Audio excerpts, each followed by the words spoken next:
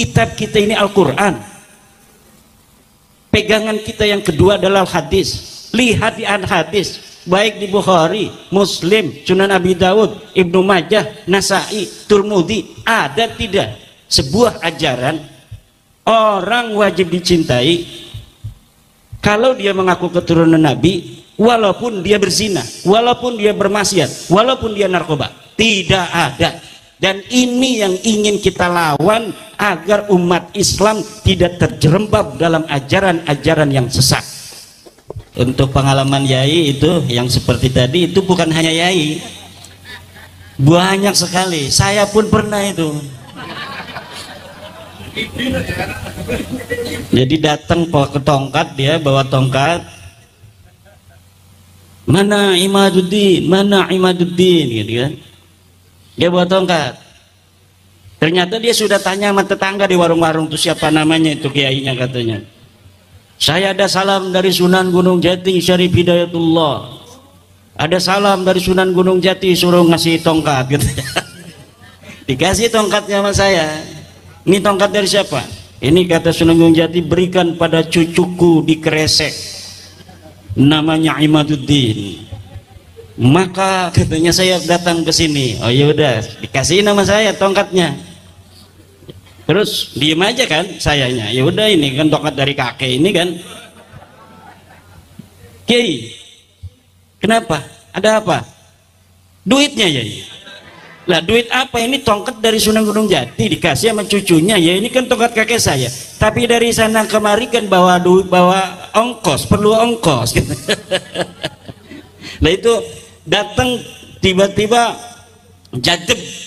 Nah itu sering sekali jadab seperti tadi itu, doa Allahumma sholli ala sayyidina Muhammad dan sebagainya. Nah itu fenomena yang terjadi, dan mungkin apa hal-hal yang seperti itu tidak hanya terjadi pada satu dua orang. Mungkin bukan hanya di Pulau Jawa, di pulau lain juga begitu. Dan ini yang mesti kepada para bukan hanya PBNU sebenarnya, menurut saya negara pun harus memperhatikan ini, karena kita ini bukan hanya warga NU tapi juga bangsa Indonesia yang kita wajib untuk dilindungi, baik badan kita, pikiran kita, maupun seluruh yang apa ada di dalam diri kita, termasuk harta dan benda kita, itu wajib dilindungi oleh negara. Makanya tugas ini bukan tugas PBNU, negara pun bertanggung jawab untuk melindungi kita dari perkabiban ini. Dikhawatirkan ada dikotomi. Betul, kalau tidak ada terbongkarnya nasab ini akan ada dikotomi terus sampai kiamat di Indonesia, di mana dikotomi ini turunan Nabi, ini bukan. Tapi sekarang sudah terbongkar, jadi semuanya tidak ada dikotomi, semuanya sama, bangsa Indonesia. Kalau ada sinar putih besar disorot oleh NASA Amerika ini, saya nggak paham ini. Nanti yang jawab dukun. Hikmahnya apa? Ini pembahasan nasab, jelas hikmahnya adalah kesetaraan, egalitarianisme. Tidak ada lagi orang yang berbohong tentang nasab, apalagi mengaku sebagai keturunan baginda Nabi besar Muhammad SAW. Kita diuntungkan adanya kabib-kabib itu. Jangankan kabib, nyamuk aja itu ada untungnya bagi pabrik nyamuk. Rekomendasi ke MUI, ya sekarang ini saya sampaikan kepada MUI bahwa Bapak Muhadi dari Klaten mengusulkan kami untuk memberi rekomendasi ke MUI. Saya juga sebagai ketua fatwa Majelis Ulama Indonesia Provinsi Banten. Kalau kita mau bikin fatwa gampang aja kan, teman-teman saya di komisi fatwa kita fatwakan begitu. Tapi ini nanti ada konflik interest, maka dengan apabila ini direkam dan nanti ada YouTuber yang menyampaikan ke publik, saya sampaikan agar rekomendasi kepada MUI untuk menggelar fatwa terkait batal atau tidaknya nasab Habib Ba'lawi kepada Rasulullah Muhammad sallallahu alaihi wasallam. Kemudian dari Bapak Purwanto, Islam akan rusak oleh umat Islam sendiri. Ini ada proposisinya, al-Islam mahjubun bil muslimin. Kemudian NU akan bubar 2036. Ini tidak sesuai dengan algoritma tren. Trennya NU itu akan terus meningkat. 1955 NU itu hanya 18%. 2005 NU 30%. 2024 ini 56%. Dan kalau dikatakan apakah NU akan bubar 2030 atau 2036, saya kira malah NU akan menjadi 70% umat Islam di Indonesia mengaku Nahdlatul Ulama di masa depan. Kemudian ada Pak Umar Mutahar, Pak Syekh bin Abdul Qadir, bagaimana? Ya, kalau Pak Umar Mutahar saya kurang kenal. Pak Syekh bin Abdul Qadir ini beliaulah yang menyatakan Rizik Syihab itu sebagai gurunya NU. Itu dari mana itu kan? Itu nalarnya sulit itu. Bagaimana Pak Rizik Syihab sebagai gurunya NU gitu. Kemudian apakah kegaduhan ini ada apa ini? Ada hubungannya dengan Islam akan rusak? Dari apakah kegaduhan ini ada hubungannya dengan proposisi Islam akan rusak dengan umat Islam itu sendiri? Saya kira kalau kegaduhan, Nabi Muhammad saja ketika diberikan wahyu oleh Rasulullah Muhammad sallallahu alaihi wasallam tentang syahadat tidak ada Tuhan selain Allah, Nabi Muhammad adalah Rasulullah, mengatakan itu ya bikin gaduh. Jadi tidak setiap sesuatu yang bikin gaduh itu adalah tidak bermanfaat. Tidak setiap yang bikin gaduh itu tidak akan ada sisi positif untuk kemanusiaan itu sendiri. Justru kalau tidak ada kegaduhan, banyak orang yang tidak akan sadar bahwa apa yang selama ini terjadi adalah sebuah kesalahan dan kebatilan. Dengan adanya kegaduhan, orang yang tidur dalam keadaan rumahnya kebakaran akan tahu bahwa rumahnya sedang kebakaran. Dengan kegaduhan ini kita ingatkan bahwa ada sesuatu yang sedang terjadi di antara kita, dan dari kesadaran itu akan melahirkan keselamatan untuk kita generasi hari ini dan anak cucu kita di generasi yang akan datang. Kemudian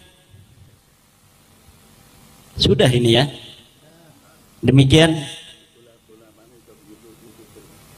bola panas YouTuber, yaitu tadi karena mereka menyebarkan ajarannya itu di media sosial, maka cara kita untuk mengkanternya juga adalah media sosial.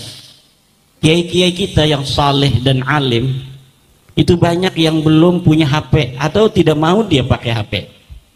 Maka selain kita menyebarkan kesadaran ini yang telah kita menyebarkan kesadaran ini yang telah kita dapatkan, pengetahuan yang telah kita baca ini kita sebarkan juga melalui media sosial, dan simultan dengan itu kita juga terjun ke daerah-daerah seperti malam hari ini. Saya ini tugas intinya adalah ngajarin santri, tapi saya anggap menurut pandangan saya memberitahu kepada masyarakat untuk resonansi daripada apa yang telah saya ketahui itu juga ditangkap oleh masyarakat yang luas, maka saya bersedia untuk meninggalkan sesuatu yang menurut saya wajib, yaitu mengajar santri untuk kewajiban yang lebih besar, yaitu memberikan kesadaran kepada komunitas yang lebih besar juga. Ini yang, dan kita sama sekali tidak ada unsur-unsur hal lain kecuali untuk kemaslahatan Pertama, untuk kemaslahatan para kabaib itu sendiri. Jelas ini akan maslahat bagi dia. Bagaimana tidak maslahat? Selama ini mereka sendiri bisa jadi nggak tahu kalau mereka bukan cucu Nabi. Bisa jadi mereka sendiri tidak tahu bahwa mereka bukan cucu Nabi. Sekarang kita kasih tahu, Dek, Kang, ente ngaku cucu Nabi, ente bukan cucu Nabi. Hei, saya sejak bayi sudah dikenalkan cucu Nabi. Iya, tapi ini tes DNA-nya Anda bukan. Ini kajian sejarahnya leluhur ente yang disebutkan Ubaid itu katanya anak Ahmad bin Isa. Ini sudah ada dukcapil di masa lalu. Nih dukcapilnya Ahmad bin Isa itu nggak punya anak namanya Ubaid. Nah, dari kebanggaan yang selama ini telah ada di dalam diri mereka, yang dengan itu mereka merendahkan orang lain, maka minimal merendahkan orang lainnya itu akan berkurang. Maslahat apa tidak itu? Maslahat. Yang kedua, maslahatnya untuk umat Islam. Selain ada narasi bahwa mencintai ahlu bait Nabi itu adalah sebuah kewajiban bagi Ahlussunnah wal Jamaah, tapi mengenai keturunannya ini masih sangat debatable, multitafsir. Dan saya di antara orang yang menyatakan tidak ada dalil bahwa kita wajib mencintai keluarga Nabi karena zatnya, walaupun dia fasik, walaupun dia ahli maksiat. Tidak ada. Tidak ada dalil satupun yang menyatakan itu. Dan ini melawan narasi yang mereka kembangkan. Lihat anaknya Taufik Segaf, kalau ada Khabib mabok, jangan benci dia. Karena dia turunan Nabi, mengalir darah di dalam dirinya itu darahnya Nabi. Kasih beras dia. Masih ada di YouTube sekarang. Ini yang kita lawan, Pak. Tidak ada ajaran begitu. Lihat di dalam Al-Quran, kita ini umat Islam. Kitab kita ini Al-Quran. Pegangan kita yang kedua adalah hadis. Lihat di hadis. Baik di Bukhari, Muslim, Sunan Abi Dawud, Ibnu Majah, Nasai, Turmudi, ada tidak sebuah ajaran orang wajib dicintai kalau dia mengaku keturunan Nabi, walaupun dia berzina, walaupun dia bermaksiat, walaupun dia narkoba? Tidak ada. Dan ini yang ingin kita lawan agar umat Islam tidak terjerembab dalam ajaran-ajaran yang sesat. Jadi narasi-narasi yang agak rasis, banyak yang komentar pada kami, bukan hanya saya, terutama kepada Tengku itu. Katanya kita rasis. Rasis kita membalikan saja. Karena dulu mereka rasis. Bagaimana tidak rasis kalau orang Jawa yang ganteng-ganteng tidak boleh menikahi keluarga dia, padahal sekolahnya bareng. Ya namanya sekolah bareng, lihat-lihatan cinta, betul tidak? Kemudian hanya karena kita orang Jawa kemudian tidak bisa menikahi dia, padahal duit banyakan kita, betul tidak? Duit banyakan kita, ilmu banyakan kita. Duit ayah di aing, kata orang Pandeglang. Nah, jadi ini tidak masuk akal ajaran-ajaran seperti itu. Maka ini yang kita lawan. Kemudian prioritas yang ditanamkan kepada bangsa Indonesia harus dihapuskan dari bumi Indonesia kepada anak-anak kita. Kita harus berdiri tegak di atas bangsa-bangsa lain sebagai bangsa yang besar di masa lalu, tapi kemudian karena narasi-narasi inferioritas yang ditanamkan kepada kita, ada turunan raja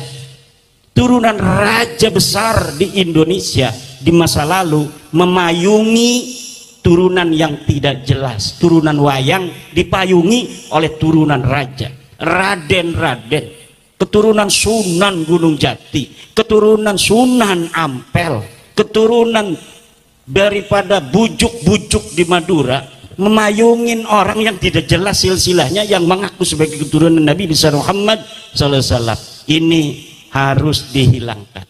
Kita kembalikan kepada narasi Pancasila, kemanusiaan yang adil dan beradab.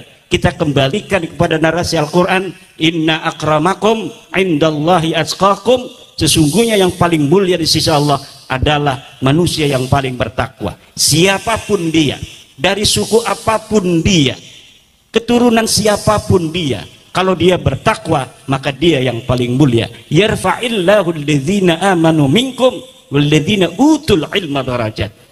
Orang-orang yang beriman, orang-orang yang mempunyai ilmu lah yang tinggi pangkatnya di atas yang lainnya.